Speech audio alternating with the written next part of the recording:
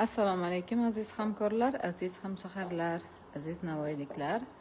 Mana do'konimizda bor narsalarni sizlarga ko'rsatib o'taman. Greenleaf mahsulotlari juda ham ajoyib. Har 2-3 kunda tovarlarni olamiz va ularni yana tugatib, yana yangi mahsulotlarni olishda davom etamiz. Sizga mana bu qolgan tovarlarimizni ko'rsatmoqchiman. Bugun yana yangi mahsulotlarni qabul qilaman va ularni yana sizga taqdim etaman. Qarang, bizda jiddiy milolar, oyoq patchlar, pamperslar va mana bu yerda aloy kapsulalar kim izlayotgan bo'lsa keldi azizlarim.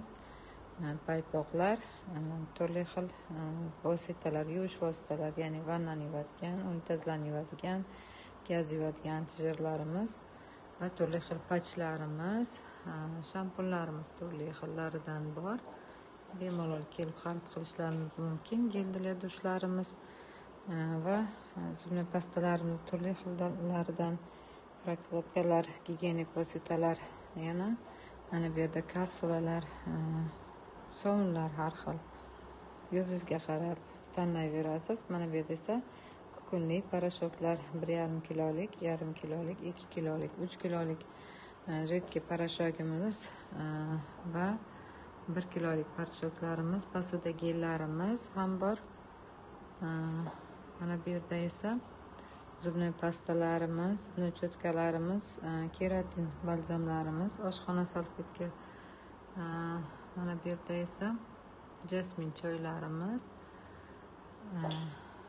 va Group Glass kremlarimiz, SPF kremlarimiz, atirlarimiz, podvodka tushlarimiz bor. Oyoq spreylarimiz bor, sharik va dezodorantlarimiz bor. Kimlar so'ragan bo'lsa, vitamin E'larimiz, vitamin B, sot kremlarimiz, penkalarimiz bor. Hamda mana bu yerda og'iz og'riqlariga, stomatitlarga davo bo'ladigan va og'iz hidlanishlarini yo'qotib beradigan og'iz spreyimiz, qo'l kremlarimiz bor. Turli xil penkalarimiz, aloylarimizdan bor. Pushtilari, yashillaridan skrablarimiz bor. Pink point kremlarimiz bor. Krill oillarimiz bor. Hamda unitazlarga mana bunaqangi vositamiz bor. Atpil vitillarimiz va bambuk salfetkalarimizni turli xillaridan va nilufar gulli asali choylarimizdan bor. Do'konimiz Garden House ro'parasida joylashgan. Mahsulotlarimiz hammasidan bor. Keling, xarid qiling. Do'konimiz to 7 ga qadar ochiq bo'ladi.